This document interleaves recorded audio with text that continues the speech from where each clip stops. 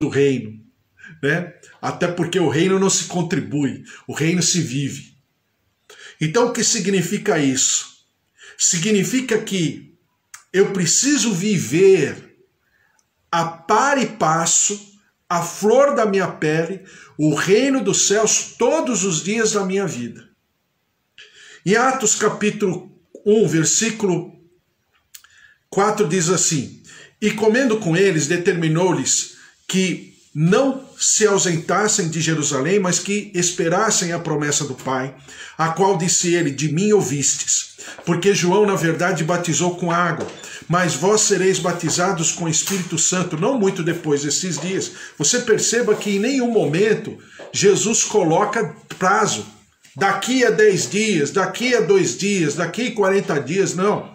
Espera lá, fiquem de prontidão. O mover do Espírito Santo vai selar esse momento como uma nova etapa, como um novo ciclo, uma nova estação, que é a estação da graça. É a estação do ministério do Espírito Santo. Diz aqui: então os que estavam reunidos lhe perguntaram: Senhor, será este o tempo em que restaures o reino a Israel? Respondeu-lhes: não vos compete conhecer tempos ou épocas que o Pai reservou pela sua exclusiva autoridade. Mas aí Jesus vai para o outro assunto. O assunto que interessa não é o tempo, mas é o que eu vou fazer durante esse tempo. Mas recebereis poder ao descer sobre vós o Espírito Santo, e sereis minhas testemunhas tanto em Jerusalém, como em toda a Judéia, Samaria, até os confins da terra. Ditas estas palavras, foi Jesus elevado às alturas, à vista deles, e uma nuvem o encobriu dos seus olhos. Estando eles com os olhos fitos no céu, enquanto Jesus subia, eis que 2 varões vestidos de branco se puseram ao lado deles, e lhes disseram: varões galileus, por que estáis olhando para as alturas? Esse Jesus, que dentre vós foi assunto ao céu, virá do modo como viste subir. E realmente é o cumprimento da palavra. Zacarias capítulo 14, versículo 4, já lemos, só estou repassando. Naquele dia estarão seus pés sobre o Monte das Oliveiras, que está de fronte de Jerusalém para o oriente. O Monte das Oliveiras será fendido pelo meio, para o oriente e para o ocidente haverá um vale muito grande. Metade do monte se apartará para o norte e a outra metade para o sul. Fugireis pelo vale dos meus montes, porque o vale dos montes chegará até Azal. Sim, fugireis como fugistes do terremoto nos dias de Uzias, rei de Judá. Então virá o Senhor meu Deus e todos os santos com ele. Então a palavra do Senhor fala que o Senhor Jesus virá fisicamente falando, agora não é mais espiritualmente, mas é fisicamente, audivelmente, né? Todos verão, e será um acontecimento tão contundente que virá através de um terremoto, um grande terremoto. Né? Eu já expliquei para você. Quando você vê lá as imagens do Monte das Oliveiras, tem um portal que está chumbado, né? Como se fosse uma entrada principal, fazendo alusão àquilo que está escrito no livro dos Salmos sobre os portais por onde entrará o rei dos reis, né? Então esses portais, eles estão dentro da terra por 2 metros de altura abaixo, né? Que é o original. Por que esses 2 metros acima? Porque é tantas vezes que Jerusalém foi destruída e reconstruída. Se você vai lá pro Megido, Alto Megido, né, que eu já falei a respeito, onde acontecerá possivelmente o último conflito chamado Armagedon, naquela região, né, Megido, e Jericó e Jerusalém, são cidades as mais antigas no que tem no catálogo da humanidade, mas também são as cidades mais destruídas e reconstruídas, né? Então esse portal, ele está, vamos dizer assim, em meio aos escombros de praticamente 2000 anos de história, né? E o que se entende de Zacarias é que o Monte das Oliveiras vai trincar por causa desse terremoto e haverá um vale. Esse vale vai alterar todo o leito dos rios ali na região, principalmente, claro, o Rio Jordão, né? E esse vale possivelmente será por onde os judeus creem, inclusive os judeus que não, até aquele grupo de judeus que não acreditam que Jesus já veio pela primeira vez, mas creem que ele virá para nós a segunda vez, para eles a primeira vez, entrará pelos portais, por esses portais, né? E aí outro dia a Amanda estava falando para mim sobre alguma coisa que ela leu, não sei aonde, sobre uma placa tectônica naquela região entre o continente africano e o continente asiático, mesoasiático, naquela região que está se movimentando.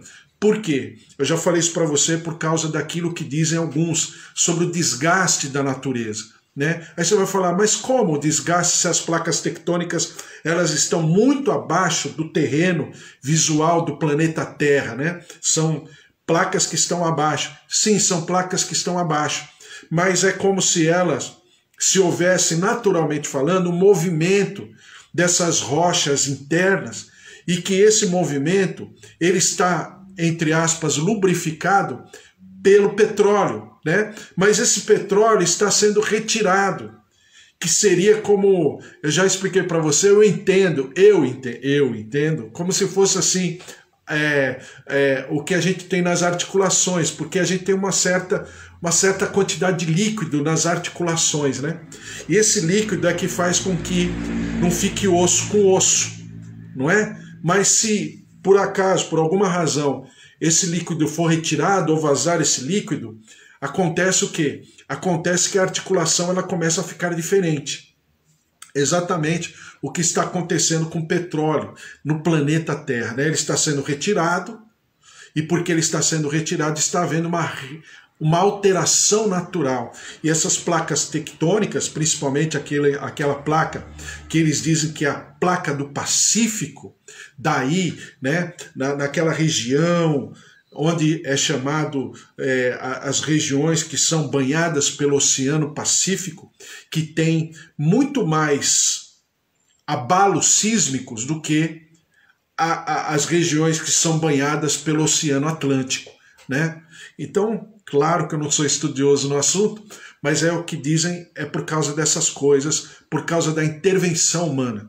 Então, Jesus chegará nesse momento e fará, e por causa da sua chegada haverá toda uma alteração, possivelmente até geográfica na região, por causa da sua chegada. Já falei antes sobre as bolainas, né, que já são constatadas, o que está acontecendo ali no Mar Morto. Não vou entrar nesse assunto agora, mas entre na internet e pesquise lá bolainas, né, ou bolainas, né, que são buracos que está acontecendo no Mar Morto e que está minando água doce, por incrível que pareça, né, onde anteriormente era o Mar Morto, está brotando, né, água doce. E por incrível que pareça, não do lado da Jordânia, mas do lado de Israel, por incrível que pareça, são mais de 16 mil buracos. Então esses buracos, alguns deles já estão criando vida, exatamente cumprindo a palavra de Ezequiel quando diz sobre a mudança das águas, né? E isso está acontecendo, é visual. Então a volta de Jesus é visual, é consistente, é audível, tá? Apocalipse 19, versículo 11, diz assim: vi o céu aberto e eis um cavalo branco, seu cavaleiro se chama Fiel e Verdadeiro e julga e peleja com justiça. Os seus olhos são chama de fogo, na sua cabeça há muitos diademas. Tem um nome escrito que ninguém conhece, senão ele mesmo. Está vestido com um manto tinto de sangue e o seu nome se chama o Verbo de Deus. É claro que é a pessoa de Jesus Cristo na sua constituição, na sua patente, como aquele que conquistou uma patente, né? Como fala lá em Apocalipse capítulo 4, capítulo 5, onde eu falo para você sempre que é o culto zero.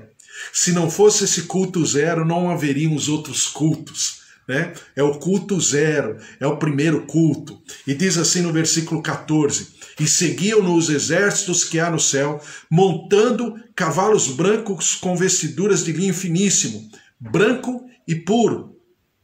Sai da sua boca uma espada afiada para com ela ferir as nações, e ele mesmo as regerá com cetro de ferro, e pessoalmente pisa o lagar do vinho do furor da ira do Deus Todo-Poderoso. Por quê? Aquilo que eu falei para você, Deus é justiça, mas também é juízo.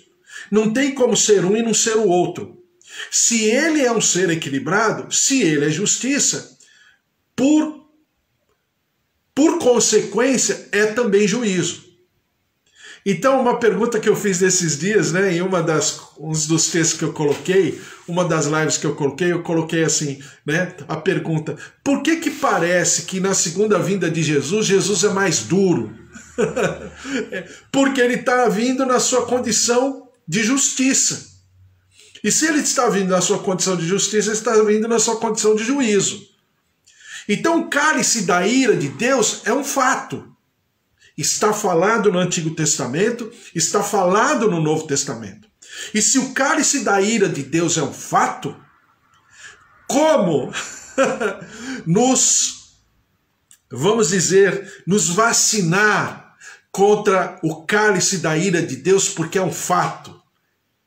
O cálice da ira de Deus aconteceu na humanidade por muitos eventos, dilúvio, as 10 pragas do Egito, né? Ali na Torre de Babel, em muitos momentos da palavra de Deus, Sodoma e Gomorra, junto ao povo de Israel, na invasão de assírios, caldeus, medos, persas, e tudo o que aconteceu, e o que tem acontecido ainda até os dias de hoje. Então existe um cálice da ira de Deus, é um fato.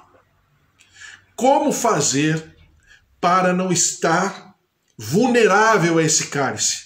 O sangue do Cordeiro de Deus, como está escrito aqui.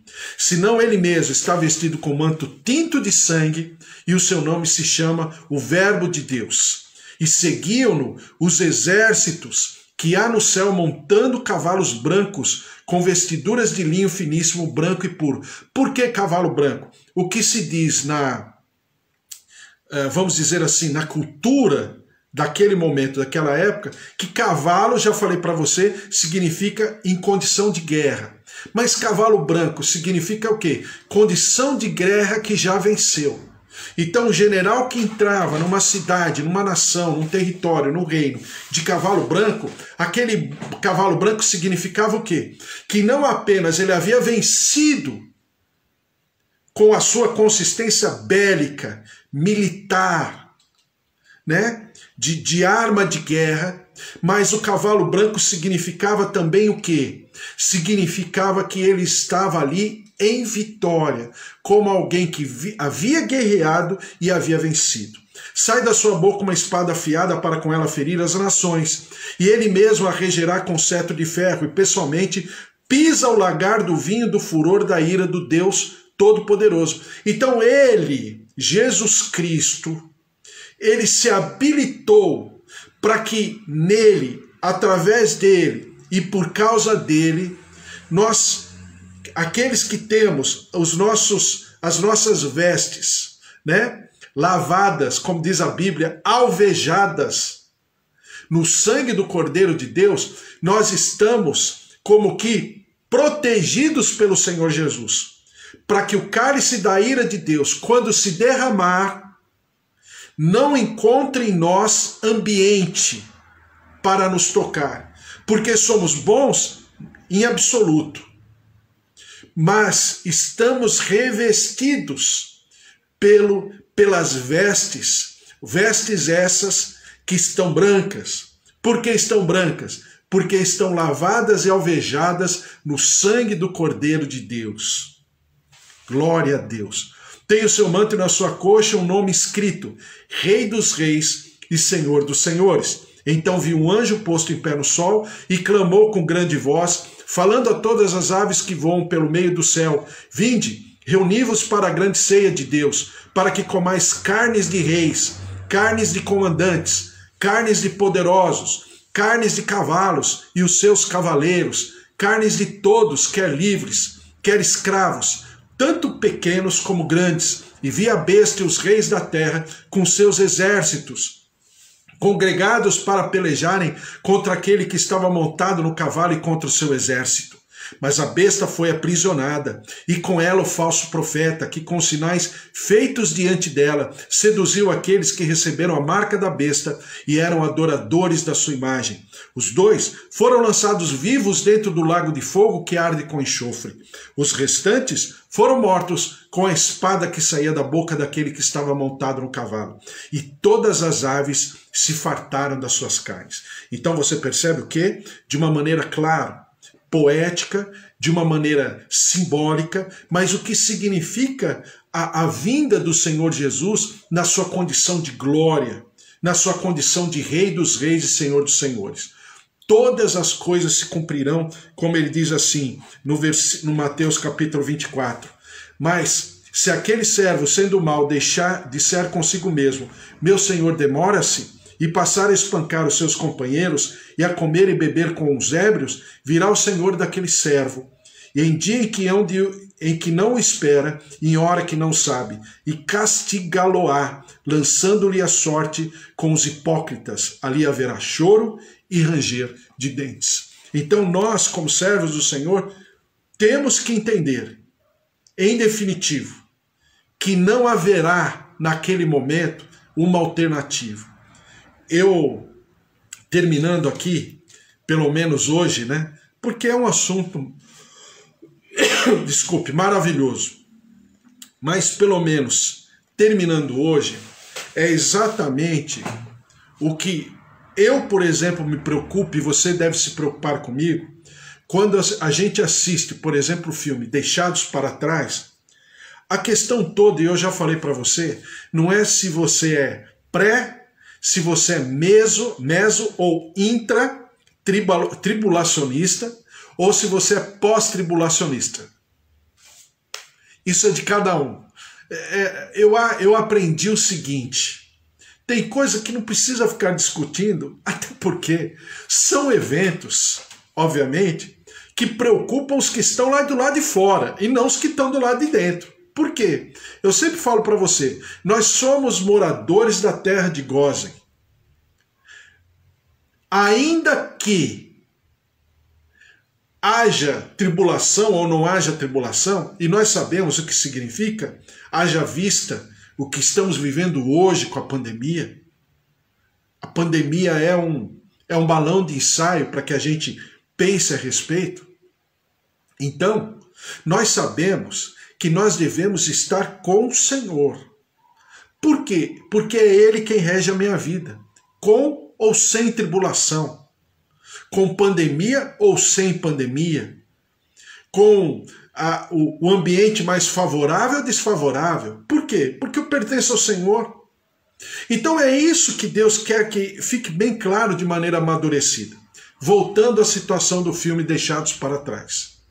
O filme é maravilhoso, é bom para passar, é bom para assistir. Eu assisti com as minhas filhas algumas vezes, não tem problema algum. Desde que depois do filme, eu sempre, como qualquer filme, seja o filme da Disney, seja o filme quando a gente assistia do Rei Leão, seja o filme da Princesa e o Sapo, sejam os filmes daquela boneca, esqueci o nome dela agora, seja qual filme for. E o Deixados para Trás também.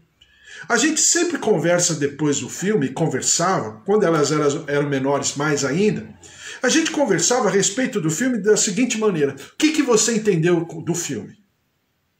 O que Deus falou no teu coração? Porque Deus, é aquilo que eu falo para você sempre, nós servimos um ser completamente silencioso, mas isso não significa que Ele não fale comigo todo o tempo.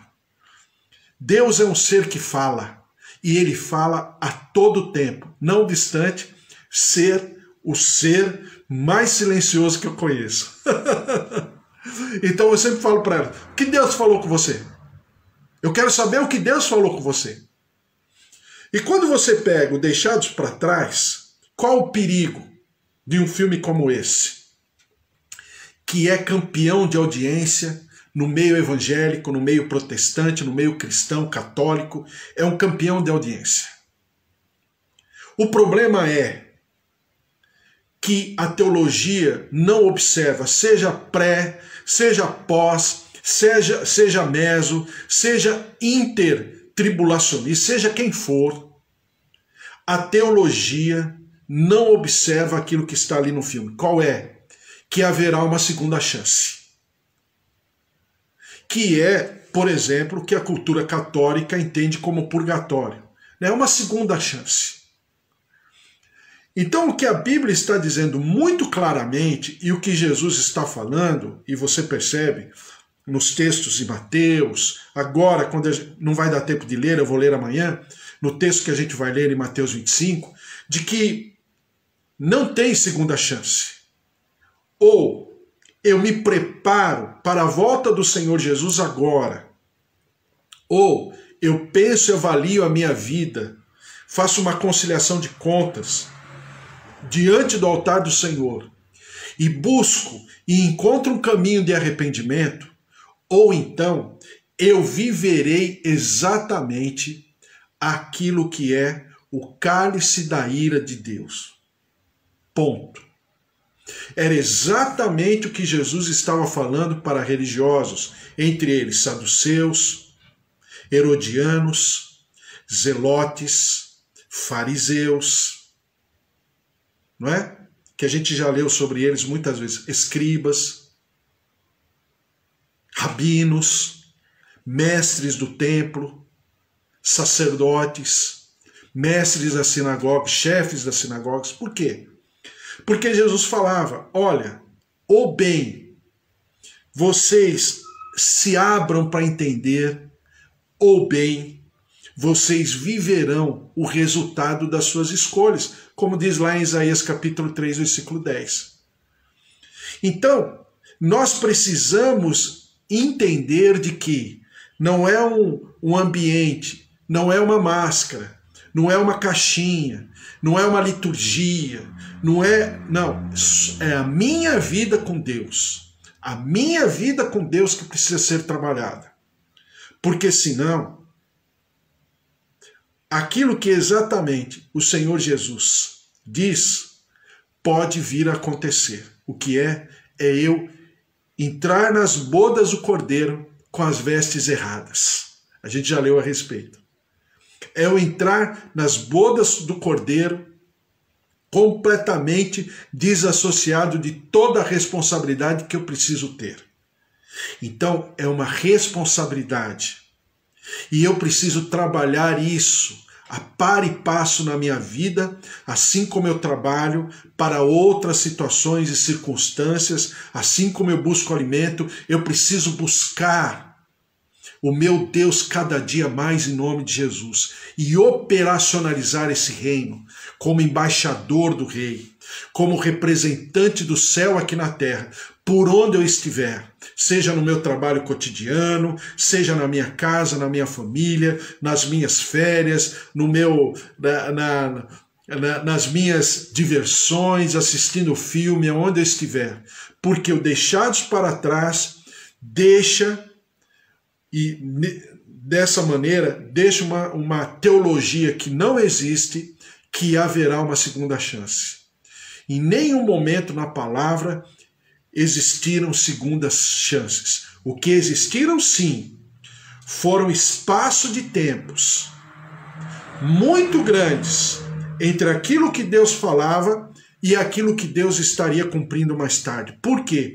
Porque nesse espaço, veja lá, vide Jeremias, vide Ezequiel, vide Daniel, vide todos os profetas menores, Zacarias, Abacuque, Malaquias, e Joel, e Oséias, e Amós, e todos os outros.